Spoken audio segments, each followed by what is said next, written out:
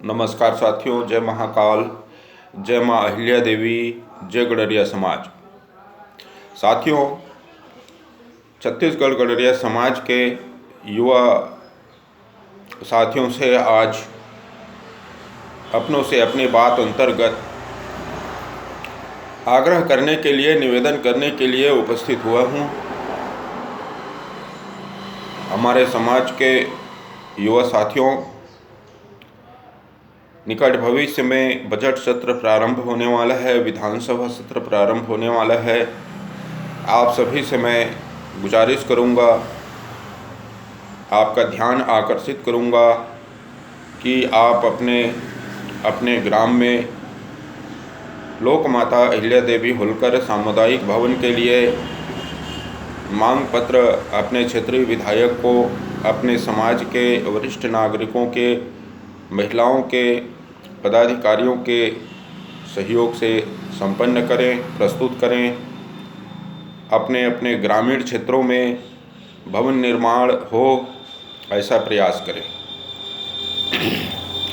हमारे समाज के जो पंच हैं, सरपंच हैं, जनपद सदस्य हैं, जिला पंचायत सदस्य हैं, नगर निगम, नगर पालिका और नगर पंचायतों में पार्षद हैं, उनके पास भी फंड आता है। उनके माध्यम से भी अपने नगर में, अपने वार्ड में, अपने ग्राम में सामुदायिक भवन का निर्माण हो, ऐसा 100% आप सभी प्रयत्न करें, क्योंकि सामाजिक गतिविधियों के लिए भवन का होना अति आवश्यक होता है।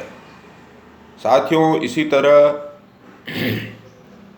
जिन ग्रामीण क्षेत्रों में हमारे समाज के, गडरिया समाज के सरपंच हैं, वे अपने पंचायत के फंड से लोक माता अहिल्या देवी होलकर प्रवेश द्वार का निर्माण करावें।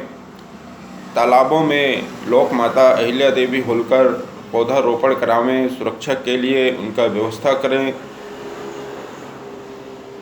ग्रामीण क्षेत्रों में ज़मीन का प्रस्ताव कराकर उसमें उद्यान लगा सकते हैं, वाटिका बना सकते हैं, प्रतिमा स्थापित कर सकते हैं।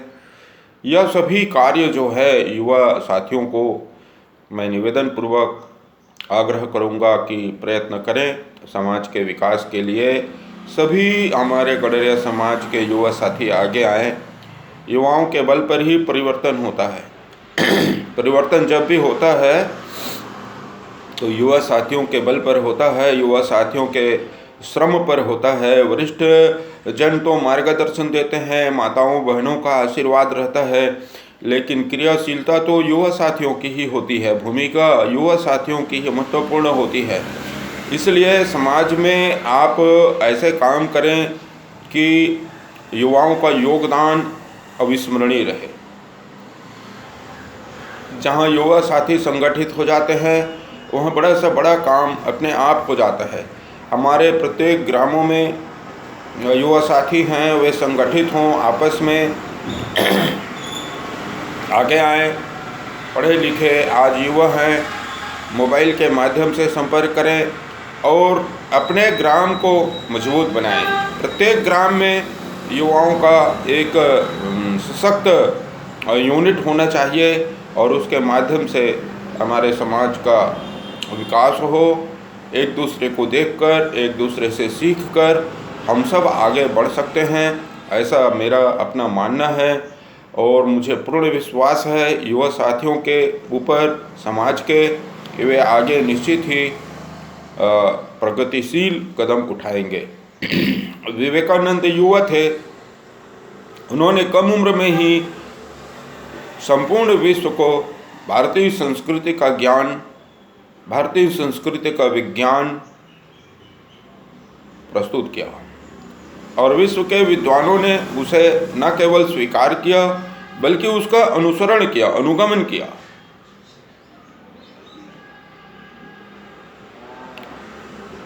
कोलंबस युवा था,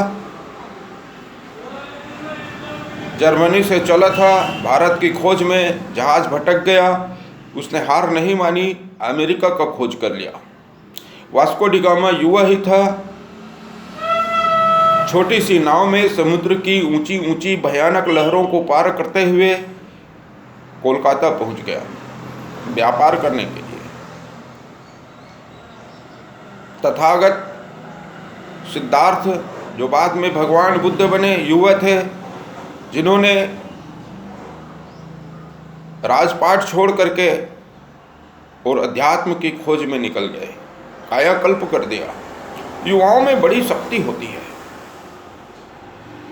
महारानी अहिल्या देवी होलकर हमारे समाज की आराध्य देवी युवावस्था में ही विधवा हो गई थी, किंतु उन्होंने अपने कर्तव्य को नहीं छोड़ा और छोटे से बच्चों को अपने पीठ पर बांधकर और स्वयं युद्ध का संचालन करती थी, राजकाज देखती थी, समस्त काम को करती थी। युवा चाहे तो समाज का कायाकल्प कर सकते हैं।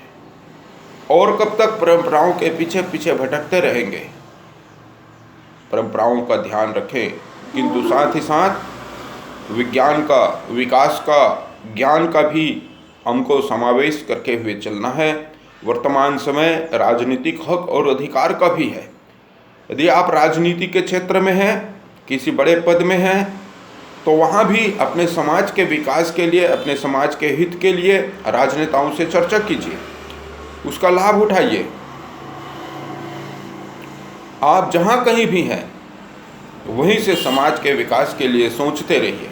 हमारा समाज कैसे आगे बढ़े, हमारे समाज में सामाजिक सद्भावना कैसे बढ़े, हम समाज के लोगों को संगठित कैसे करें, इन विषयों पर चिंतन मनन निरंतर युवा साथियों को करने की आवश्यकता है। संगठन तो बने रहते हैं और बनते भी जाएंगे आगे, किंतु संगठन में जब तक योजनाबद्ध काम नहीं होगा, जब तक उद्देश्य आपका ऊंचा नहीं होगा, जब तक रचनात्मक कार्य समाज में नहीं होंगे, संगठन की उपयोगिता नहीं हो पाती। इसलिए संगठन के पदाधिकारियों से भी हम निवेदन करते हैं, हाथ जोड़ते हैं, उनसे आग्रह करते हैं कि संगठन का सदुपयोग समाज के नवनिर्माण में करें। समाज को आज सामाजिक, आर्थिक, राजनीतिक, सांस्कृतिक चेतना की आवश्यकता है। हमारे समाज के बहुतेरे युवक साथियों का मंत्रियों से, विधायकों से बड़ा अच्छा संबंध है, लेकिन उनका वो लाभ नहीं उठा पा रहे हैं अपने समाज के लिए। समाज के लिए जब तक आप काम नहीं करेंगे, समाज के लिए जब तक आप अग्रणी भूमिका नहीं निभाएंगे, तब तक आप समाज के ऋण से उऋण नहीं हो सकते। इसलिए हम सभी से निवेदन करते रहते हैं, प्रार्थना करते रहते हैं कि अपना व्यक्तिगत काम करते हुए आप सभी से प्रार्थना है पुनः कि समाज के लिए भी चिंतन मनन कीजिए, समाज के विकास के लिए चिंतन मनन कीजिए। यदि आप हाथ पर हाथ धरे बैठे रहेंगे तो फिर कुछ नहीं कर सकते, फिर कुछ नहीं कर सकते। नए लोग आएंगे और काम करेंगे, समाज को आगे ले जाएंगे, फिर आप देखते रह जाएंगे। इसलिए अपने पास जो समय मिला है, अपने को जो अधिकार मिला है, हम किसी पद में हैं, प्रतिष्ठा में हैं, कोई जिम्मेदारी हमने लिया है समाज विकास का, तो उसको निभाने का प्रयत्न कीजिए। युवाओं को, महिलाओं को, बेटियों को प्रोत्साहित कीजिए।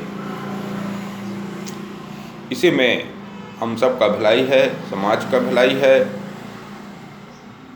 हमारा तो बस एक ही सपना है कि हमारा समाज प्रगतिशील बने, हमारा समाज संगठित बने। बहुत बहुत धन्यवाद। मुझे युवा साथियों से बहुत ही उम्मीद है, मुझे विश्वास है आप इस दिशा में अग्रसर होंगे। आपका अपना नारायण प्रसाद पाली, गडरिया समाज, छत्तीसगढ़, तखतपुर, जिला बिलासपुर से। ओम शांति। जय महाकाल।